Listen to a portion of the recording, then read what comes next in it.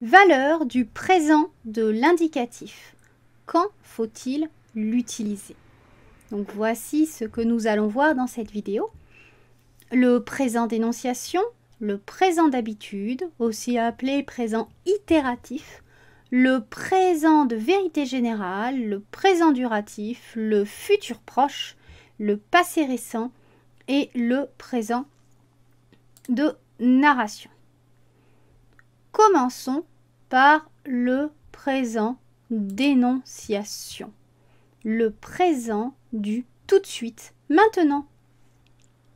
On utilise le présent d'énonciation quand le présent indique le moment où l'on est en train de parler. Une action qui se passe en ce moment présent où l'on parle.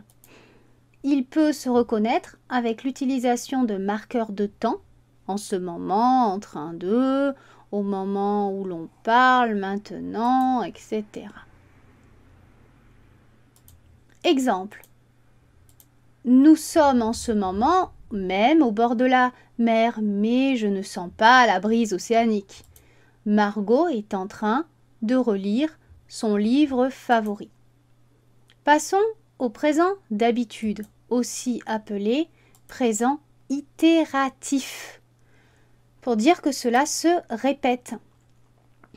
Il exprime des actions habituelles et il peut se repérer grâce à des expressions de type tous les. Donc on utilise le présent d'habitude pour parler d'actions habituelles, d'actions que nous entreprenons tous les jours par exemple, mais cela peut être à d'autres fréquences évidemment. On le reconnaît par l'utilisation des marqueurs de temps tels que chaque quelque chose, jour, mois, année, lundi, mardi, etc. Il peut y avoir aussi une heure de la journée si celle-ci se répète à intervalles précis. On va prendre un exemple. Je me lève à 5 heures du matin tous les jours. Ici, on a tous les jours qui montrent que lève est du présent d'habitude. Vous prenez le bus pour aller à l'école du lundi au vendredi. Ici, c'est du présent d'habitude aussi. Passons au présent de vérité générale. Il exprime un fait scientifique ou un fait qui est toujours d'actualité. Il énonce un fait prouvé par les sciences, les recherches ou un fait historique. Donc les vérités générales restent des faits qui ont toujours été d'actualité. On va changer un petit peu des exemples classiques du présent de vérité générale comme l'eau bout à 100 degrés ou la Terre tourne autour du Soleil, qui sont des faits scientifiques, donc des faits toujours valables du présent de vérité générale. On va prendre comme exemple un proverbe qui veut aller loin aménage sa monture, ou encore 3 fois 2 font 6. Un fait mathématique. Passons maintenant au présent que l'on dit duratif. Il est un petit peu moins connu. Il exprime une action qui dure. On trouve depuis tant d'heures, tant de jours, tant de semaines, tant de mois, tant d'années. Il est donc utilisé pour exprimer une action qui dure dans le temps. On le reconnaît grâce aux marqueurs de temps tels que depuis, cela fait tant d'heures, de jours, etc. Ou quand il y a depuis suivi d'une notion de temps. Par exemple, cela fait 3 jours qu'il ne mange pas, tellement la maladie l'affaiblit.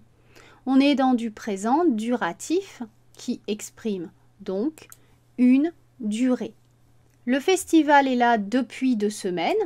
Là aussi, on exprime une durée, on exprime le temps du festival. Donc voilà, on est dans le cadre du présent duratif. Passons au futur proche.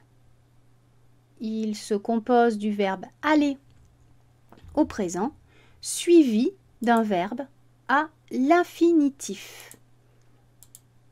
On exprime le futur proche en conjuguant le verbe aller au présent et en le faisant suivre de l'infinitif d'un verbe, celui dont on veut exprimer l'action qui aura lieu dans le futur.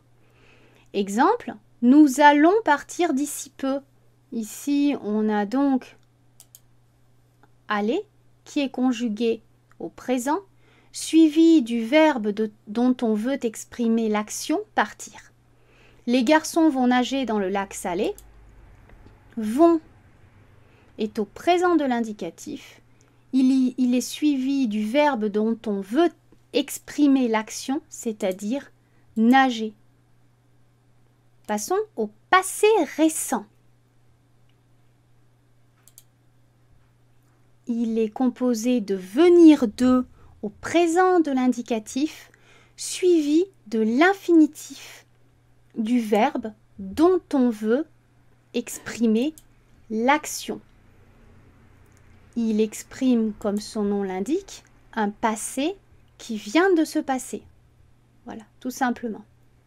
Je viens de rendre visite à ma grand-mère ou tu viens de lire les consignes de sécurité.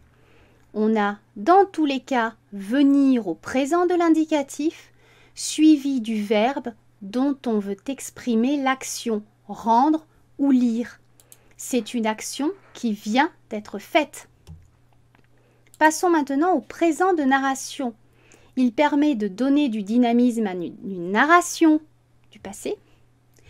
Et les temps des verbes qui précèdent ou suivent sont conjugués au passé.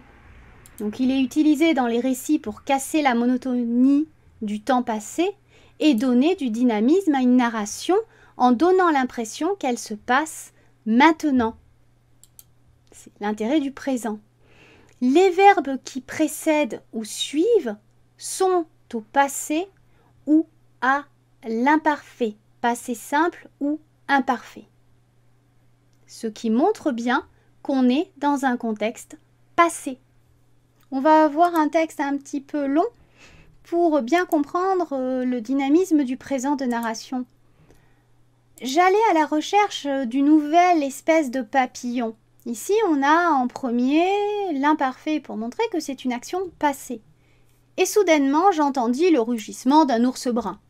J'entendis est aussi au passé, passé simple ici, pour montrer que c'est une action passée. C'est un récit en fait. Ici, on va passer au présent, tout simplement pour montrer le dynamisme de l'action.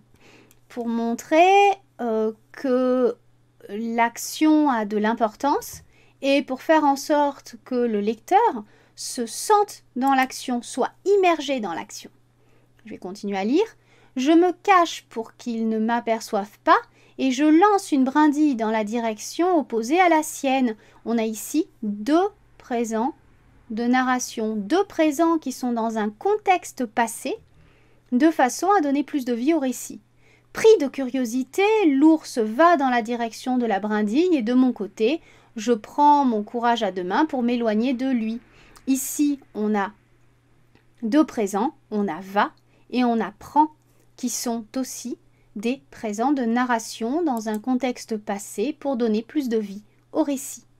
Pour résumer, voici donc les valeurs de l'indicatif, présent d'énonciation, d'habitude, de vérité générale ou d'actualité, de le présent duratif, le futur proche, le passé récent, le présent de narration. Merci d'avoir suivi cette vidéo.